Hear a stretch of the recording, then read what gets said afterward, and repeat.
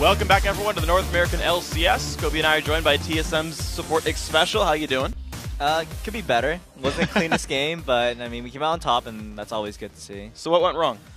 Lots of things went wrong. Our right. bot lane, we didn't do as well as we usually do, and I think Bjergsen had a slightly rough start, but he sort of did well in the end. And then Darius came in really hard and just kind of smashed everybody and for burning fire, Shyvana.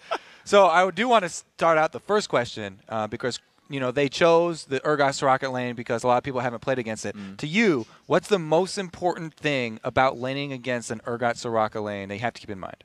So most people haven't been playing against Soraka much, and they definitely haven't been playing against Urgot much. And people often forget how much damage Urgot does. And people don't also forget the philosophy against Soraka, which is don't focus one target. And that's what we kind of did improperly. Every time you focus Urgot, Soraka heals, 100 armor, you focus Soraka. That's how you're supposed to do it. But we weren't exactly doing it correctly, and we often fought without Ignite, and it was just really messy. We lost a lot of fights bottom in the 3v3 with the jungler, and that was not good at all. What do you feel about a Soraka support in general? Do you like the pick? Is it strong? It's definitely a niche pick. It works really well with Urgot because Urgot just does so much damage early on, and Soraka is weak early on, and they kind of make up for each other for make up their weaknesses. But again, Soraka is okay late game, and Urgot is just non-existent. And that's kind of what happened. Once they lost their lead, there was just no coming back. What do you think about the strategy of not targeting any bans at Bjergsen and letting him have his choice of all mid lane picks as if you were giving tips to people going up against TSM? Oh, dude, I welcome it. I should tell him to not ban out Bjergsen. Actually, just don't do any bans. Just don't ban. Yeah. Good tip. But yeah, Bjergsen he really likes that LeBlanc. He does really well on it. And even though he got ganked early on, he died first blood, he still came back hard. And he just did really well against the Fizz. And Fizz, I mean, he is more of a mid-game champion. And he just got destroyed. Late game, no effect. Like, we just never gave Fizz opportunity to go in. Yeah. And we played around Fizz, and Bjergsen just played really well in his lane, and we were really happy with that. So I actually want to ask you, what does it mean to play around Fizz? What do you do as a team? Yeah, so Fizz, he's different from a lot of AP champions. For example, LeBlanc, right? She goes in, goes back out. There is like a sort of process where she has to go in, but she can also get out of fight instantly. Fizz, on the other hand, he has to go in and he stays in. He has no spells to get out from. And what that means is that when we constantly move back and kite back, and Fizz is constantly chasing us, he has no chance to attack us, and that's how we won our fights, but not giving Fizz a target to attack. Oh, it's nice. So actually, let's kind of put that into practice here. We have a replay of a team fight on the river about 24 minutes in. If we can get that on the screen, especially if you want to take us through this battle. All right, so I don't know what this is, but okay, so Pantheon's kind of got caught here, and he just explodes. He didn't get to initiate, and we were in a position where, I don't know, Darius is just super fed, and he just does so much damage, and I was surprised I didn't go down first. I think Audron died really early, but literally all we did was focus Pantheon, and then we just keep focusing. Darius does so much AoE damage. Turtle is still in the back. He didn't take any damage at all, and we just finished off target because we have Sivir all to chase, and then we landed good hooks, and we literally just won because Darius is so fed. And we weren't giving, like, nobody died to Fizz except for Audron, which is okay. Yeah, whatever. Odd dying is not important. Good hook, of course, finishes it up. Yeah, exactly. I mean, I think we got, I think we get Dragon off this. Yeah, we were kind of hesitant with our calls there. We actually were thinking about going to Baron, but then we saw the Pantheon was coming back up, and he saw it all. It was just like, it's really weird playing against a Pantheon jungle because he has that global and he has Smite, so it makes it really hard to do objectives like Baron quickly. Yeah, so what if this EG plan had really worked out? Like, they had a really good plan coming into this game. If you go up against like a Fizz that gets going and a Pantheon jungle, how would you guys have reacted if the early game was a bit tougher?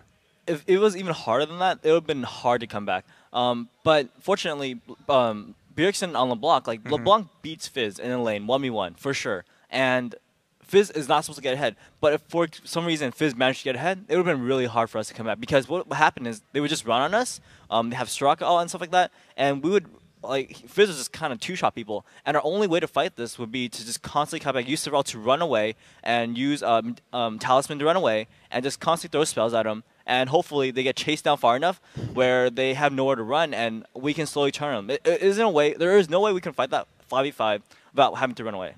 Okay, so then I want to ask you what sort of happened as you got into the mid game, because you did get ahead, you got a bit of a lead, and Crepo had said that the team comp they were running, if they got behind, they would probably stay behind, and they started forcing things really hard, like crazy Pantheon jumps, a lot of all-ins, just like swaps for single kills. How do you fight against a team that just like turns it on super aggressive mid game? Well, I it's hard to say. I mean, we knew that they want to fight Dragon and stuff like that, and we knew the only way we can fight is if we constantly kite back. And that's really the game plan that we had. It was just literally don't give them a target to hit.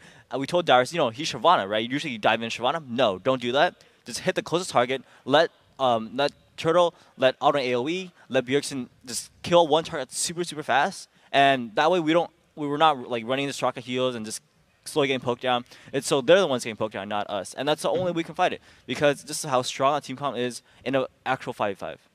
Okay, so then moving on, you guys, of course, had a good game by the end of it all. You come through, you win this one. You're sitting here at the top of the standings.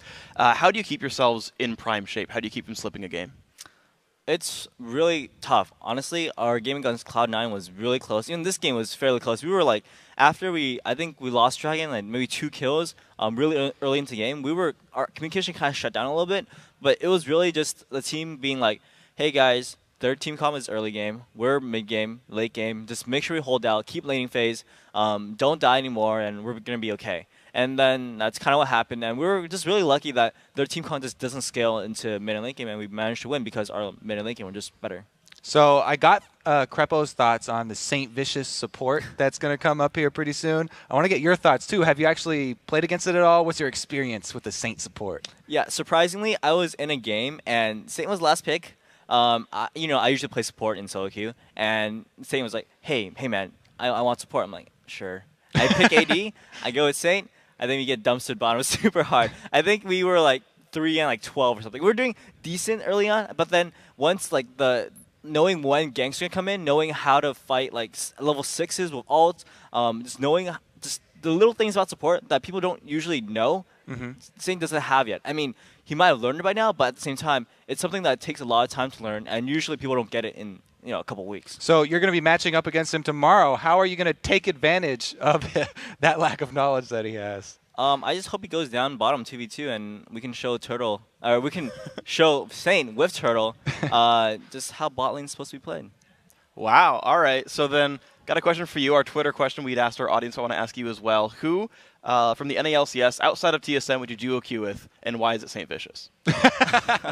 Well, I mean, sometimes like you don't want to win all your games. Like if you want to drop out a challenger or something, then yeah, it's great. Oh. I'm just kidding. No, it's just like he plays support. I play support. It's just not the right person to duo queue with. But who would you actually play with?